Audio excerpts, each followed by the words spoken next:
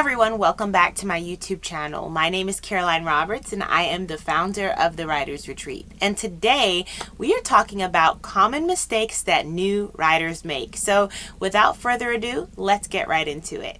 All right, so one big mistake that I realize a lot of new writers make, and I used to make this too when I first started writing, is over editing yourself. You put 2 sentences on the paper, and before you can even finish your paragraph and continue with your story, you are over criticizing, over analyzing every single word that you use, every single thing that you do.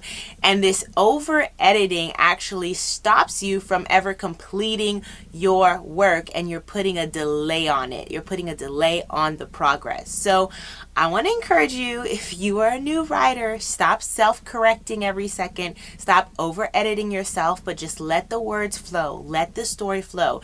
There's a time for everything. And right now, when you're just getting started, it's a time for writing. It's a time for doing your rough draft, right? That's why it's a rough draft. Getting it out on paper. And then there will be a time for professional editing where you're going to be able to go back and make those changes and choose better word choice and fix your grammar. But right now, it's the time for writing. So do not make the mistake that many new writers make and over edit yourself. All right, so this is going to lead us into point number 2.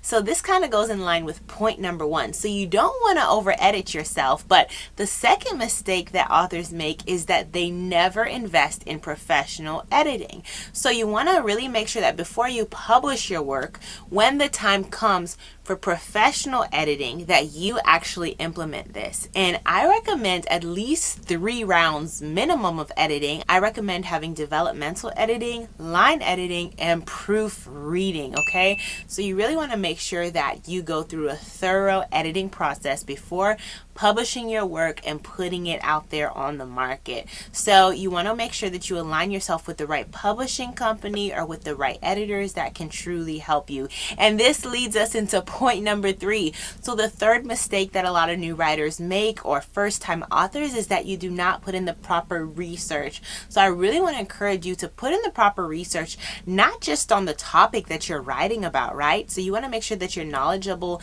about the topic, or even if you're writing a fiction novel or a story and you're using different settings and backgrounds or professions, you're developing your characters, you want to make sure that you are researching the backgrounds of those characters, the backgrounds of these settings and these places, so that it is believable and realistic, and so that your readers don't catch any inconsistencies in your work. All right, so you want to do that research, but you also want to research the self-publishing process, want to research the publishing process.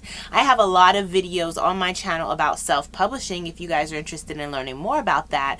But I also own a publishing company called Luminous Publishing. So I'm personally a publisher if you're interested in getting your book published with a Christian publisher.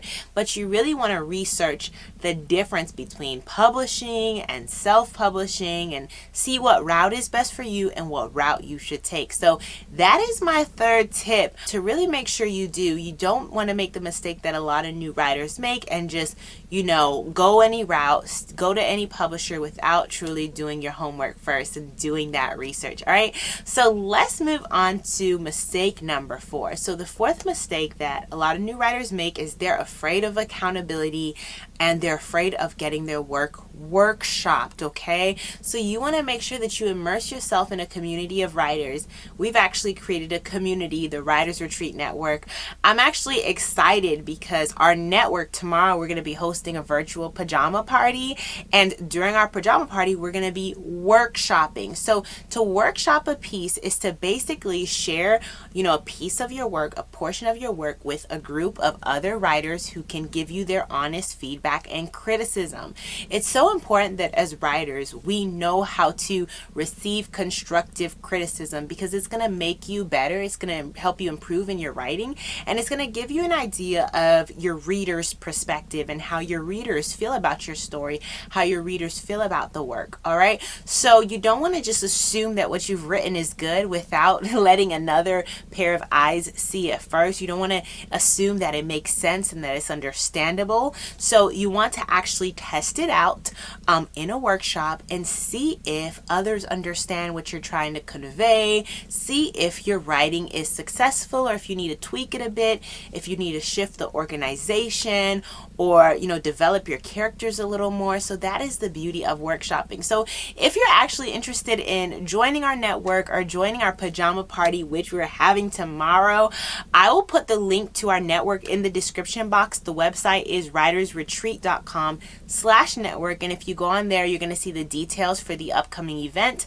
and how you can join us in this private virtual pajama party. All right, so this leads us into our 5th point.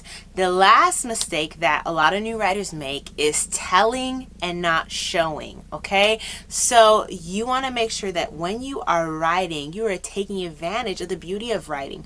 Writing, though many people write as they talk, writing is not exactly the same thing as talking. So when you talk, you tell things, you say things. But when you write, you are describing it to us. You are showing it to us. You are painting it out like a picture. You are appealing to all of our senses, to our sound, to our sight, to our smell, to our touch. We can literally feel the story jumping off of the page, and we can really connect with the story on a deeper level. So you want to make sure that you don't just tell us, John went to the park, right?